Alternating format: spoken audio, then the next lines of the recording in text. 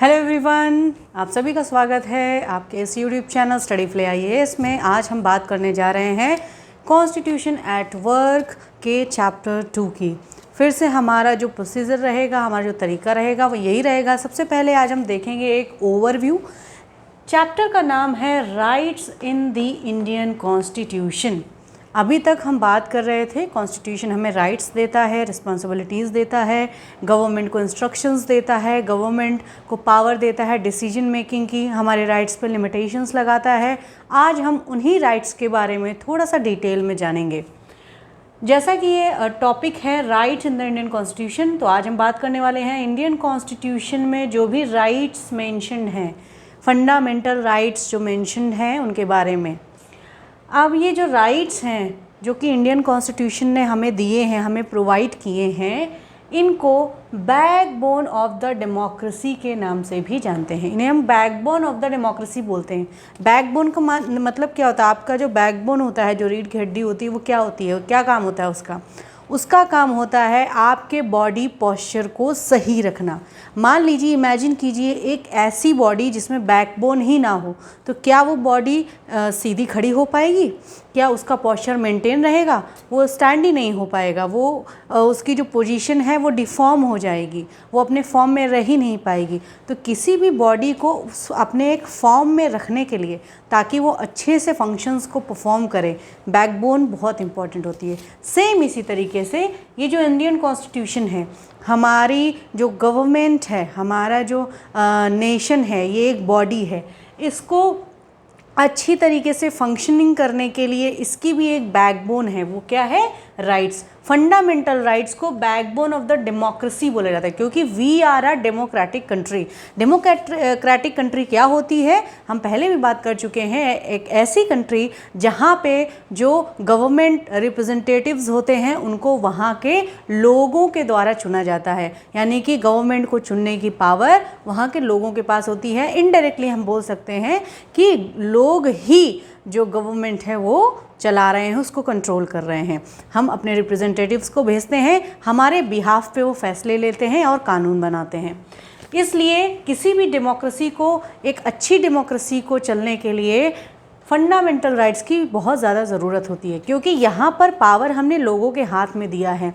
लेकिन वो पावर का हम यूटिलाइज़ तभी कर पाएंगे जब जिनके हाथ में पावर्स हैं उनके राइट्स जो हैं उनका भी हम ध्यान रख रहे हैं, उनके राइट्स की जो सुरक्षा है उनको हम कर रहे हैं।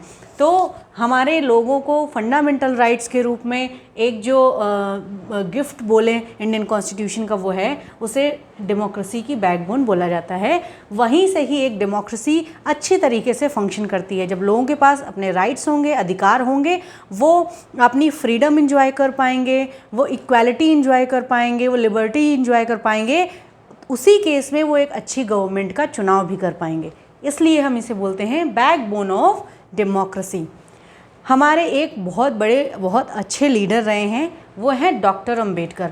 डॉक्टर अंबेडकर ने तो कॉन्स्टिट्यूशन में जो फंडामेंटल राइट्स मेंशन्ड है, इनको कॉन्शियंस ऑफ द कॉन्स्टिट्यूशन भी कहा है। उन्होंने बोला है ये कॉन्स्टिट्यूशन का कॉन्शियंस है, मेन पार्ट है, मेन हिस्सा है। ठीक है ना? तो ये दोनों चीज़ें हो गई। अब ये जो फंडामेंटल राइट्स हैं, ये कहाँ पर मेंशन है? हमारा जो कॉन्स्टिट्यूशन है वो बहुत बड़ा है, उसमें कई सारे पार्ट्स हैं, कई सारे शेड्यूल्स हैं, कई सारे आर्टिकल्स हैं। उन्हीं पार्ट्स में से जो पार्ट थर्ड है, थर्ड पार्ट में फंडामेंटल राइट्स के बारे में बात की गई है। ठीक है? तो it is guaranteed in part 3 of the Indian constitution. इनका काम क्या होता है? पहले ही बात कर चुके हैं हम। राइट्स का काम क्या होता है? किसी भी अन्य व्यक्ति की आर्बिट्रेरी जो पावर है उनसे बचाना। अगर कोई हमें बिना किसी वजह से अरेस्ट करना चाह रहा है, ये फंडामेंटल राइट्स हमें उस अरेस्ट से बचाएंगे। हम अरेस्ट नहीं होने देंगे। ठीक है ना? वो हमें अरेस्ट नहीं होने देंगे, क्योंकि ये हमारे पास राइट्स, हम बताएंगे कॉन्स्टिट्यूशन ने हमें राइट दिया है कि हम आर्बिट्रेरी अरेस्ट जो है वो नहीं कर सकते हैं। ठीक है ना। किसी भी व्यक्ति को ऐसे ही आप जाके अरेस्ट नहीं कर सकते। तो ये राइट, ये अधिकार कि हम उस अरेस्ट के खिलाफ आवाज़ उठा सकते हैं, उसके खिलाफ हम सुप्रीम कोर्ट में जा सकते हैं, हाई कोर्ट में जा सकते हैं और वो अरेस्ट जो है वो नहीं किया जाएगा। ये राइट हमें कौन प्रोवाइड करता है? ये राइट हमें प्रोवाइड करता है इंडियन कॉन्स्टिट्यूशन। तो इट प्रोटेक्ट इंडिविजुअल, हर व्यक्ति को, फ्रॉम दी आर्बिट्रेरी। आर्बिट्रेरी का मतलब होता है जो अनजस्टिफाइबल होता है, ठीक है ना, कि मन किया जिसको भी उठा के बंद कर दिया। अंग्रेज़ों के समय में हुआ था, रॉलेट एक्ट बहुत ही फेमस है ना, ये कुछ इसी तरीके का जो है पावर की हम बात कर रहे हैं। तो arbitrary power of the state, state की आर्बिट्रेरी पावर से हमें प्रोटेक्ट करते हैं ये फंडामेंटल राइट्स। अब हम बात करते हैं कि ये राइट्स कितने तरीके के होते हैं, कौन कौन से राइट्स जो हैं कॉन्स्टिट्यूशन ने हमें दिए हैं। आर्टिकल, वैसे तो ये आर्टिकल 12 से लेके आर्टिकल 35 तक फंडामेंटल राइट्स जो हैं वो हैं। हमें यहाँ पर जो पढ़ने हैं, जो इम्पॉर्टेंट हैं, वो है, सबसे पहले हम बात करते हैं राइट टू इक्वालिटी। इक्वालिटी का मतलब होता है समानता का अधिकार, ठीक है। हर व्यक्ति वर्ग जो है, कोई व्यक्ति किसी भी वर्ग, किसी भी धर्म या किसी भी स्थान से आ रहा है, वो इक्वल हैं कानून के नज़रों में, ठीक है। अगर कोई क्राइम करता है, उसकी जो सज़ा है वो सज़ा का प्रावधान सबके लिए है। ऐसा नहीं है कि अमीर व्यक्ति है तो वो सज़ा जो है वो उसको माफ़ हो जाएगी या छूट जाएगा, वो कितने भी क्राइम कर सकता है, ऐसा नहीं है। कानून के सामने सब इक्वल हैं, लॉ के सामने सब इक्वल है। यहाँ पर हम रूल ऑफ लॉ फॉलो करते हैं, ठीक है ना, रूल ऑफ लॉ, कानून का रूल। राइट टू इक्वलिटी, तो आर्टिकल 14 से लेके 18 तक, आर्टिकल 14, 15, 16, 17 और 18, ये जो आर्टिकल्स हैं ये राइट टू इक्वलिटी के बारे में बात करते हैं। बहुत डिटेल में हम नेक्स्ट लेक्चर में इसके बारे में डिस्कस करेंगे, अभी केवल एक ओवरव्यू ले लेते हैं।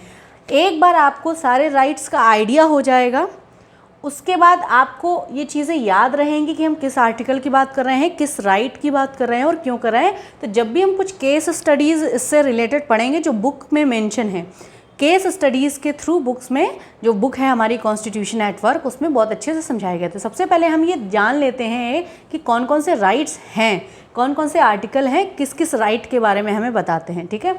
तो राइट टू इक्वालिटी, अब राइट टू इक्वालिटी की अगर हम बात करें तो इसमें everyone is equal before law, हर व्यक्ति लॉ के यानी कि कानून के समक्ष जो है वो इक्वल है, कोई बड़ा या छोटा नहीं है। No discrimination based on caste, religion, race, sex and place of birth. आप किसी भी व्यक्ति के साथ उसकी कास्ट के बेसिस पे, उसके धर्म के बेसिस पे, उसकी रेस क्या है, वो किस जेंडर को बिलोंग करता है, उसकी प्लेस ऑफ बर्थ क्या है, इन पैरामीटर्स के बेसिस पे उसके साथ आप डिस्क्रिमिनेशन नहीं कर सकते हैं, भेदभाव नहीं कर सकते हैं। ये जो प्रोटेक्शन है, फंडामेंटल राइट, हमें राइट टू इक्वालिटी के अंडर प्रोवाइड करता है। इसका एक केस स्टडी है 1992 में Indira Sahane versus union of India case हुआ है। उसमें सुप्रीम कोर्ट ने रिजर्वेशंस को अपहेल्ड किया था, मतलब जैसे जो रिजर्वेशंस दिए जाते हैं। अब वैसे तो हम बात कर रहे हैं इक्वालिटी की कि सभी समान है, लेकिन हमारे जो इंडियन सिस्टम है वहाँ रिजर्वेशंस भी हैं कि कुछ लोगों को आरक्षण प्राप्त है।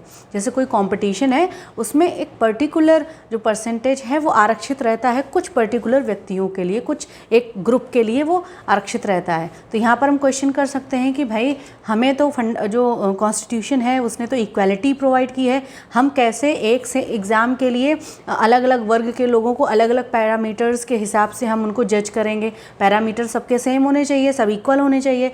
यहाँ पर कॉन्स्टिट्यूशन ने कहा कि देखिए एक चीज़ है, हर जो व्यक्ति है ना, अब कोई निचले पायदान पे है, कोई ऊंचे पायदान पे है, यानी कि किसी को ज़्यादा फैसिलिटीज़ मिली हैं, किसी को कम फैसिलिटीज़ मिली हैं। तो आप ज़्यादा फैसिलिटीज़ और कम फैसिलिटीज़ वाले इंसान को आप इक्वल नहीं कर सकते।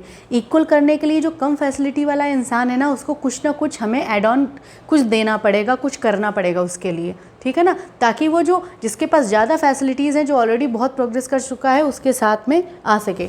तो इसलिए रिजर्वेशंस जो हैं वो ज़रूरी हैं। लेकिन साथ ही साथ सुप्रीम कोर्ट ने ये भी कहा है कि यहाँ पर क्रीमी लेयर का जो कॉन्सेप्ट है वो भी लागू होता है। क्रीमी लेयर का मतलब होता है कि जो व्यक्ति रिजर्वेशन का लाभ पाके ऑलरेडी ऊपर उठ चुके हैं, उन्हें रिजर्वेशन नहीं मिलना चाहिए है। जो ज़रूरतमंद हैं, जिन्हें रिजर्वेशंस की ज़रूरत है, उनको रिजर्वेशन मिलना चाहिए। ठीक है, अब ये जो डिटेल में हम बाद में अभी फिर एक ओवरव्यू दिया है कि ये इक्वालिटी का एक केस हुआ।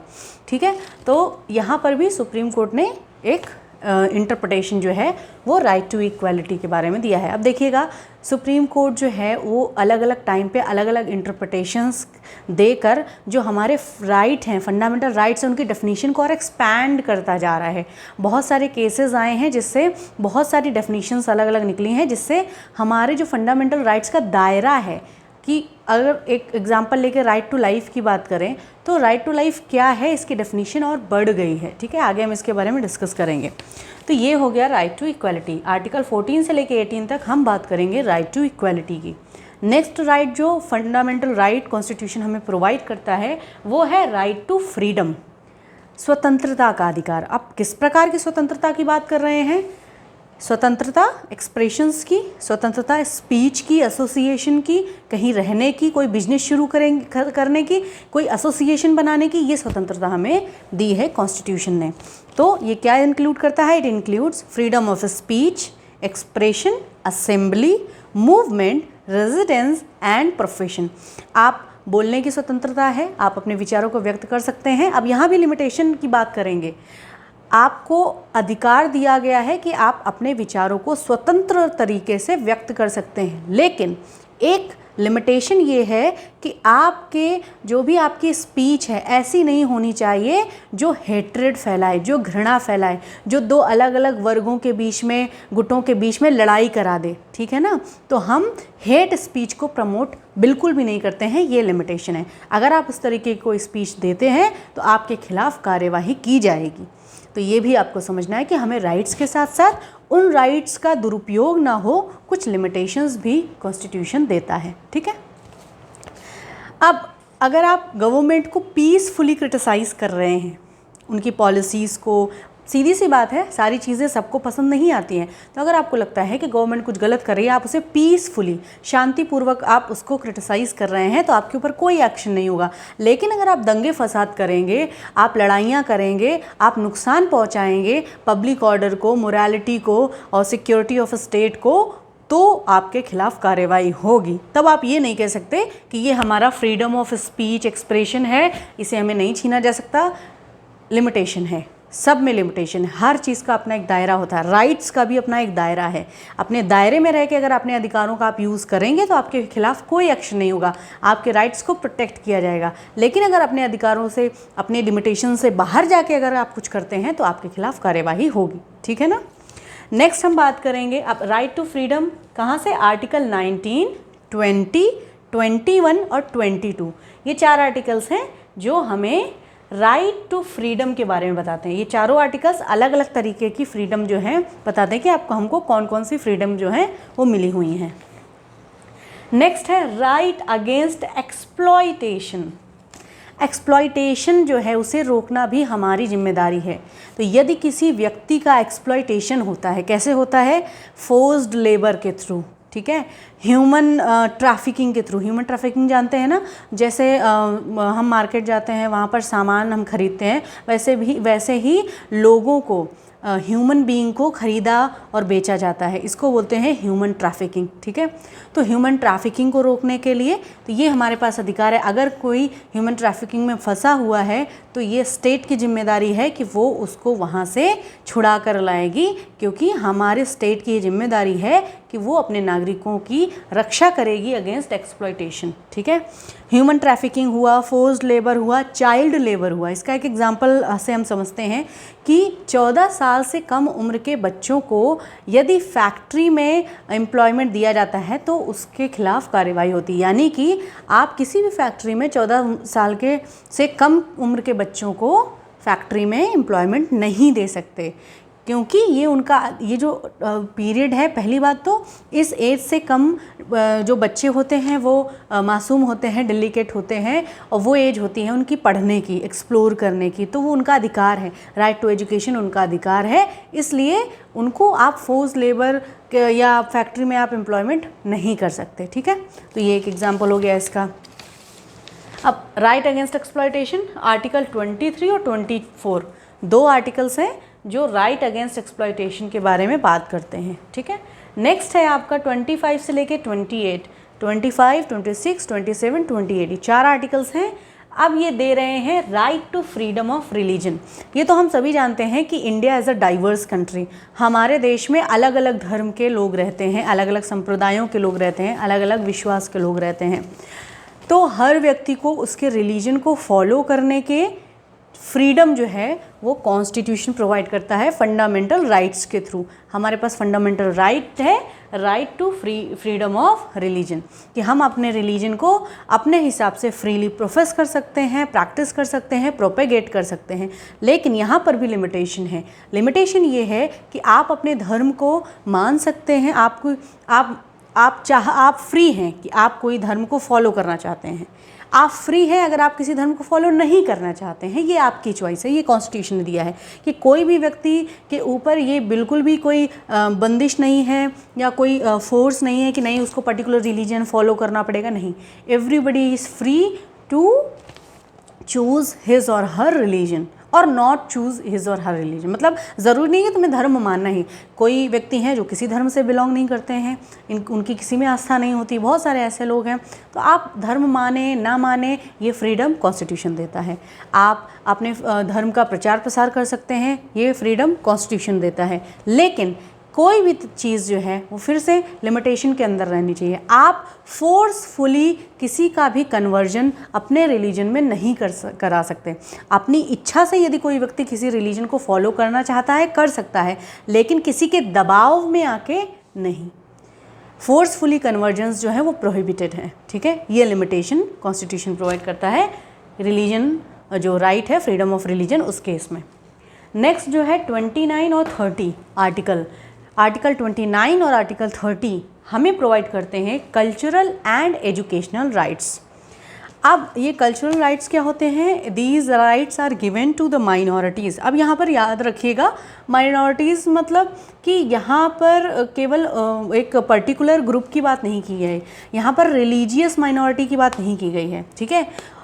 बहुत सारे माइनॉरिटी के क्राइटेरिया होते हैं। लैंग्वेज का बेस लेके आप माइनॉरिटी बोल सकते हैं किसी को कि इस पर्टिकुलर लैंग्वेज को फॉलो करने वाले लोग कम हैं, वो हो सकता है। रिलीजन हो सकता है उसका बेस किसी को भी माइनॉरिटी घोषित करने का। तो यहाँ पर कॉन्स्टिट्यूशन ने ये नहीं बताया कि हम किस तरीके की माइनॉरिटीज़ की बात कर रहे हैं, बस हमने हमारे देश में जो भी माइनॉरिटीज़ हैं उनको ये अधिकार दिया है कि वो अपने कल्चरल और एजुकेशनल जो राइट्स हैं उनको प्रिजर्व करके रख सकते हैं। यानी कि हर व्यक्ति, जैसे कि इसका सबसे एक एग्जांपल देते हैं, दिल्ली में एक कॉलेज है सेंट स्टीफेंस कॉलेज, ठीक है, दिल्ली।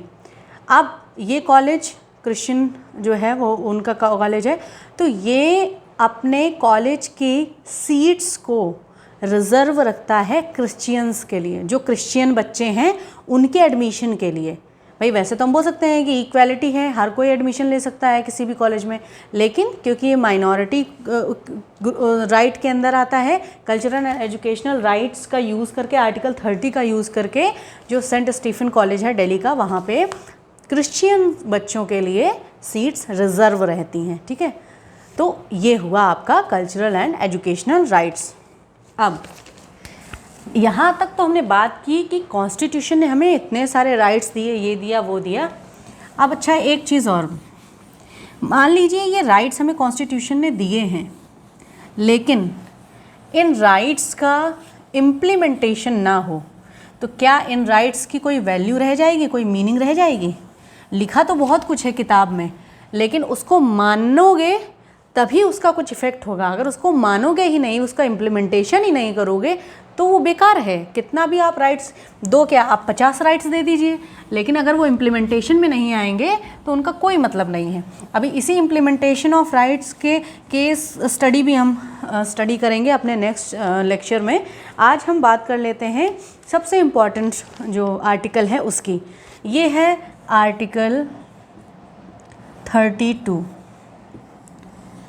जो भी ये राइट्स अभी तक हमने पढ़े हैं, आर्टिकल 14 से लेके आर्टिकल 30 तक, इन सभी राइट्स को ये राइट मीनिंग प्रोवाइड करता है, ठीक है ना, जस्टिफाई करता है। जस्टिफाई करने का मतलब होता है हमारा विश्वास बनाए रखता है कि हाँ ये राइट्स दिए तो गए हैं लेकिन ये राइट्स हमारे अधिकार जो हैं वो रहेंगे, इम्प्लीमेंट भी होंगे। ऐसा नहीं कि कोई आके हमारे राइट्स को लेके चला जाता है, हमारे राइट्स का हनन कर देता है, हमारा एक्सप्लॉयटेशन करता है और कोई कार्यवाही नहीं होती। अगर कोई कार्यवाही नहीं होगी तो उन राइट्स का कोई मतलब नहीं है।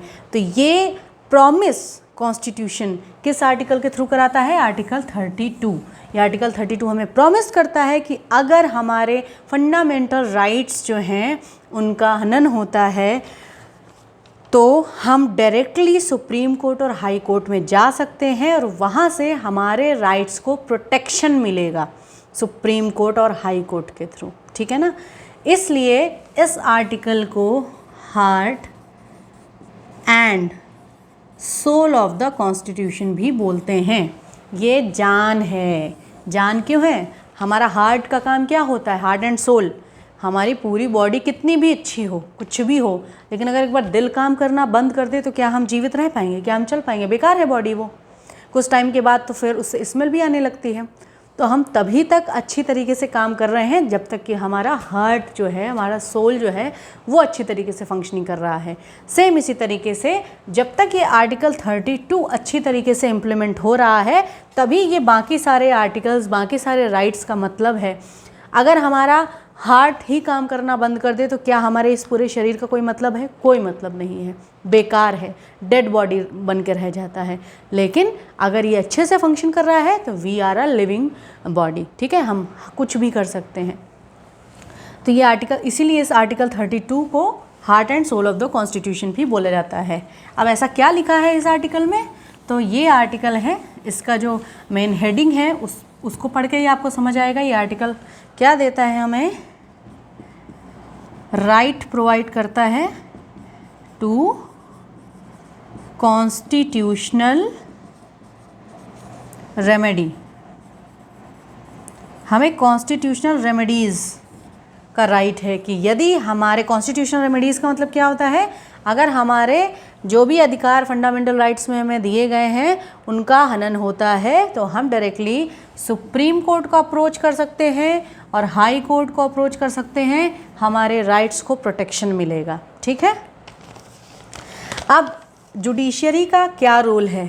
जुडिशरी के रोल्स की बात करें तो it has expanded the definition of rights through explanations. अलग अलग केसेस आते गए, अलग अलग केसेस में अलग अलग राइट्स का एक्सप्लेनेशन होता गया, उसकी जो डेफिनीशन वाइडर होती चली गई है। फॉर एग्जांपल एक केस हुआ है 1978 में। 1978 का एक केस है Maneka Gandhi versus union of India. इसमें कोर्ट ने कहा है राइट टू लाइफ के बारे में। राइट टू लाइफ का मतलब है कि हमें जीवन जीने का अधिकार कौन दे रहा है? कॉन्स्टिट्यूशन दे रहा है, ठीक है। अब कॉन्स्टिट्यूशन का कहना है कि ये जो राइट टू लाइफ है ये कुछ चीज़ें इंक्लूड करता है। राइट टू लाइफ, अब देखिए जीवन आप कई तरीके से जी सकते हैं। एक होता है जानवरों का जीवन, एक होता है इंसानों का जीवन, ठीक है। तो जीवन तो वो भी जी रहे हैं, जानवर भी जी रहे हैं, जीवन हम भी जी रहे हैं, लेकिन हमारे जीवन और उनके जीवन में क्या फ़र्क है? वही फ़र्क यहाँ बनाया है। हमारे जीवन में डिग्निटी है, हमारे जीवन में प्राइवेसी है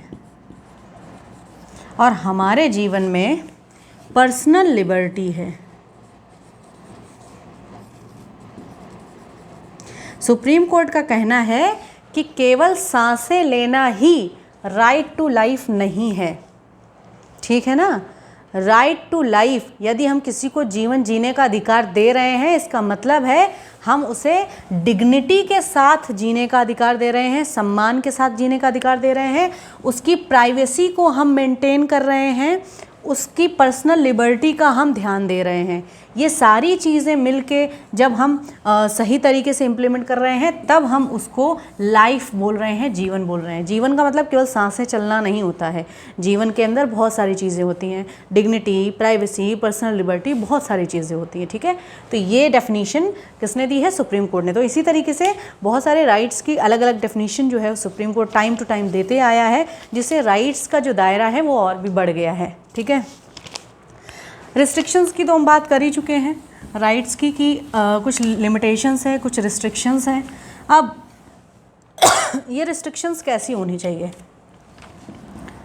राइट्स जो होने चाहिए, rights should not be absolute. ठीक है, राइट्स एब्सोल्यूट नहीं होने चाहिए। यदि राइट्स एब्सोल्यूट होंगे, कोई लिमिटेशन नहीं होगी, तो भी केओस होगा, तो भी शांति नहीं रहेगी और चीज़ें व्यवस्थित तरीके से नहीं चल पाएंगी। तो इनके लिए कुछ रिस्ट्रिक्शंस हैं, लेकिन ये रिस्ट्रिक्शंस अब ऐसा भी नहीं है कि आपने का जो मनाया, जैसा मनाया गवर्नमेंट ने वो रिस्ट्रिक्शंस लगा लिए, नहीं, जस्टिफाइबल होने चाहिए। जस्टिफाइबल का मतलब होता है कि रीजन आप देंगे कि अगर किसी एक पर्टिकुलर राइट पे आप कोई लिमिटेशन लगा रहे हैं तो क्यों लगा रहे हैं, क्या वो लिमिटेशन ज़रूरी है, तो ये जस्टिफाइबल होना चाहिए, उसका आंसर होना चाहिए। रीजनेबल रिस्ट्रिक्शंस कैसे होने चाहिए, रीजनेबल। आर्बिट्रेरी रिस्ट्रिक्शंस जो हैं वो आप नहीं लगाएंगे, क्योंकि अगर रिस्ट्रिक्शंस आप आर्बिट्रेरी लगाएंगे तो भी फंडामेंटल राइट्स का कोई मतलब नहीं रह जाएगा।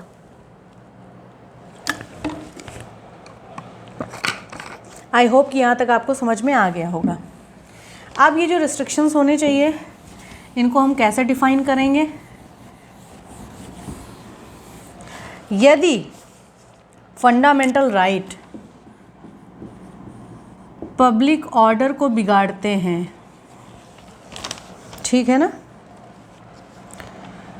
मोरालिटी को बिगाड़ते हैं, या सिक्योरिटी ऑफ स्टेट को चैलेंज करते हैं,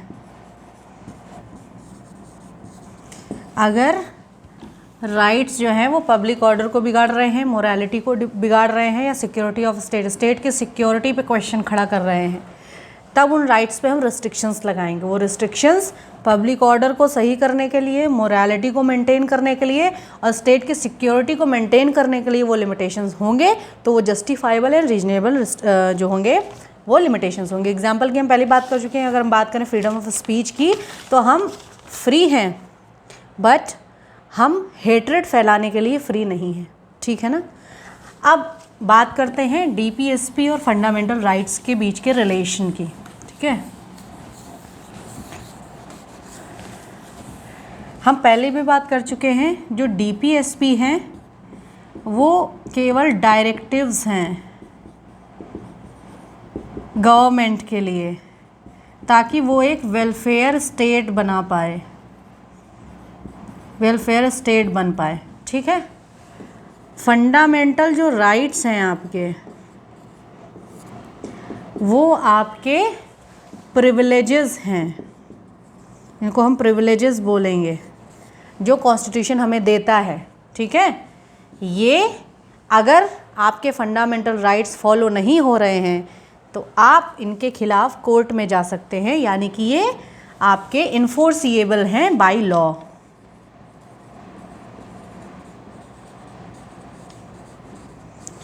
आप कानून के द्वारा इनको इन्फोर्स करा सकते हैं। अगर आपको कोई आपके फंडामेंटल राइट्स नहीं दे रहा है तो आप कानून का सहारा लेकर कानूनी तरीके से अपने राइट्स को हासिल कर सकते हैं, ठीक है ना। तो ये इन्फोर्सिएबल बाय लॉ है, गारंटी दे रहा है कॉन्स्टिट्यूशन, ठीक। डीपीएसपी जो है वो नॉट इन्फोर्सिएबल है, नॉट इन्फोर्सिएबल। अगर मान लीजिए गवर्नमेंट ने कोई पॉलिसी बनाई, अब गवर्नमेंट ने पॉलिसी बनाई, उस पॉलिसी को बनाते समय उसने जो डीपीएसपी में डायरेक्टिव्स दिए गए हैं कि आपको ऐसे ऐसे इन चीज़ों का ध्यान रखना है, अगर गवर्नमेंट उसे फॉलो नहीं भी करती है तो आप उसके खिलाफ कोर्ट में नहीं जा सकते। आप ये नहीं कह सकते अरे गवर्नमेंट ने ये पॉलिसी बनाई, डीपीएसपी में ये चीज़ें लिखी थी, उसको फॉलो नहीं किया, ये कानून हटा दीजिए, हम इसके खिलाफ एक्शन लेंगे। तो ऐसा कुछ नहीं है। हालांकि ये मोरल एक पावर का काम करते हैं, जनरली गवर्नमेंट इनको फॉलो करती हैं। क्यों? क्योंकि हमारी एक डेमोक्रेटिक कंट्री है, लोग हर 5 साल में चुनाव करके एक गवर्नमेंट बनाते हैं। अगर गवर्नमेंट अच्छे कानून नहीं बनाएगी, फॉलो नहीं करेगी डायरेक्टिव्स को, तो क्या लोग ऐसी सरकार को वापस लाना चाहेंगे जो एक वेलफेयर स्टेट ना हो? बिल्कुल नहीं लाना चाहेंगे। तो ये एक मोरल प्रेशर होता है गवर्नमेंट के ऊपर डीपीएसपी को फॉलो करने का। आपको ये याद रखना है, ये इन्फोर्सिएबल बाय लॉ है, बट ये इन्फोर्सिएबल बाय लॉ नहीं है, ठीक है ना। आज के डिस्कशन के लिए इतना बहुत था। फाइनली इसको कंक्लूड करते हैं। तो हम राइट्स के बारे में क्या बोल सकते हैं? हम बोल सकते हैं कि rights are not only the privileges provided by Indian constitution but also the protector of our freedom. हमारी जो फ्रीडम है उसको प्रोटेक्ट करने का काम करते हैं फंडामेंटल राइट्स। ठीक है, आज के लिए इतना ही। अगर आपको वीडियो पसंद आया हो तो please like share and subscribe कीजिए, ज़्यादा से ज़्यादा लोगों तक पहुँचाइए। तो आज के लिए इतना ही। Thank you very much.